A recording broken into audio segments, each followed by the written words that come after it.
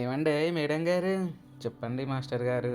ఈ సమ్మర్ హాలిడేస్‌లో పిల్లలు హెల్తీగా స్నాక్స్ తినడం కోసం జొన్న పిండితో చెక్కలు చాలా సింపుల్‌గా ఏ విధంగా చేయాలో చూపిద్దాం.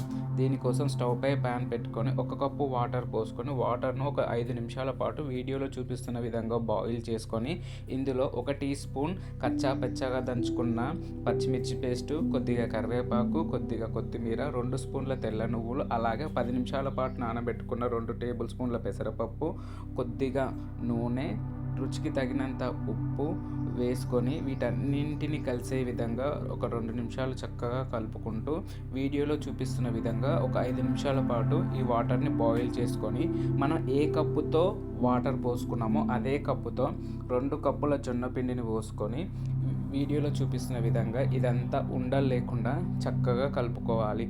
ఈ విధంగా కొద్దిగా కలుపుకొని చల్లారిన తర్వాత చేయితో ఇదంతా కలిసే విధంగా వీడియోలో చూపిస్తున్న విధంగా చక్కగా మెత్తగా కలుపుకోవాలి. ఇప్పుడు దీన్ని మనం కావలసిన సైజు పిండి ముద్దను తీసుకొని వీడియోలో చూపిస్తున్న విధంగా పిండిని రౌండ్ బాల్స్లా చేసుకోవాలి.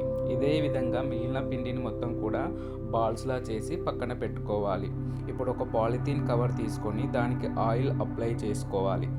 ఈ విధంగా ఆయిల్ అప్లై చేసుకొని మనం ముందుగా తయారు చేసి పెట్టుకున్న పిండి బాల్స్ని దీనిపై ఒక్కొక్కటి పెట్టుకొని దీనిపైనంగా మరొక ఆయిల్ అప్లై చేసిన కవర్ని పెట్టుకొని ఏదైనా ఒక బౌల్తో వీడియోలో చూపిస్తున్న విధంగా ప్రెస్ చేసుకోవాలి.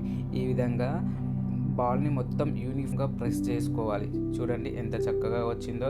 ఇలానే మిగిలిన పిండి ముద్దలన్నీ కూడా బౌల్స్తో చక్కగా ప్రెస్ చేసుకుంటే మనకి అన్నీ చాలా తక్కువ టైంలో చెక్కలు అనేవి రెడీ అయిపోతాయి. ఇప్పుడు వీటిని పక్కన చూడండి, మరీ మందంగా కాకుండా మరీ పల్చగా కాకుండా ఈ విధంగా వస్తే సరిపోతుంది. ఇప్పుడు స్టవ్ పై పాన్ పెట్టుకొని డీప్ ఫ్రైకి సరిపడా ఆయిల్ పెట్టుకొని ఆయిల్ హీట్ అయిన తర్వాత మంటను మీడియం ఫ్లేమ్కి అడ్జస్ట్ చేసుకొని మనం తయారు చేసి పెట్టుకున్న చెక్కలను ఇందులో కొన్ని వేసుకొని వీడియోలో చూపిస్తున్న విధంగా అటు ఇటు తిప్పుకుంటూ అవి మంచి గోల్డెన్ బ్రౌన్ కలర్ వచ్చేంత వరకు ఫ్రై చేసుకొని ఇవి ఈ విధంగా మంచి కలర్ వచ్చాక వీటిని ఒక జల్లిగడ్డలోకి తీసుకొని ఇందులో ఉన్న ఆయిల్ అంతా కూడా ఫిల్టర్ చేసుకొని వీటిని ఒక ప్లేట్లోకి తీసుకోవాలి.